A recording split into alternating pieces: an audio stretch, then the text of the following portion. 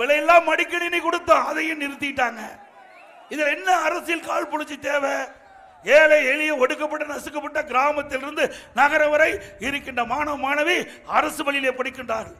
அப்படி அரசு பள்ளியில் படிக்கின்ற மாணவ செல்வங்கள் அறிவுபூர்வமான கல்வி கிடைக்க வேண்டும், உலகத்தரத்திற்கு ஏற்ற கல்வி கிடைக்க வேண்டும், விஞ்ஞானி கல்வி கிடைக்க வேண்டும். அந்த அடிப்படையில் தான் மாண்பு அம்மா அவர்கள் இருக்கின்ற காலகட்டத்தில் மடிக்கணினி கொண்டு வந்தாங்க, லேப்டாப் கொண்டு வந்து தமிழ்நாடு முழுவதும் 10 ஆண்டுல 52,35,000 மாணவ மாணவிகளுக்கு லேப்டாப் கொடுத்தோம்.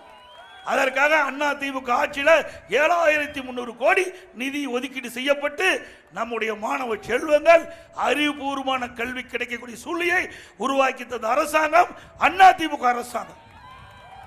அதை இப்ப நிறுத்திட்டாங்க. மீண்டும் அண்ணா திமுக ஆட்சி உங்களுடைய மகத்தான ஆதரவு அமையும். நிறுத்தப்பட்ட இந்த நம்முடைய மாணவர்களுக்கு நிறுத்தப்பட்ட இந்த லேப்டாப் கொடுக்கப்படும். இந்த திட்டம் தொடரும்.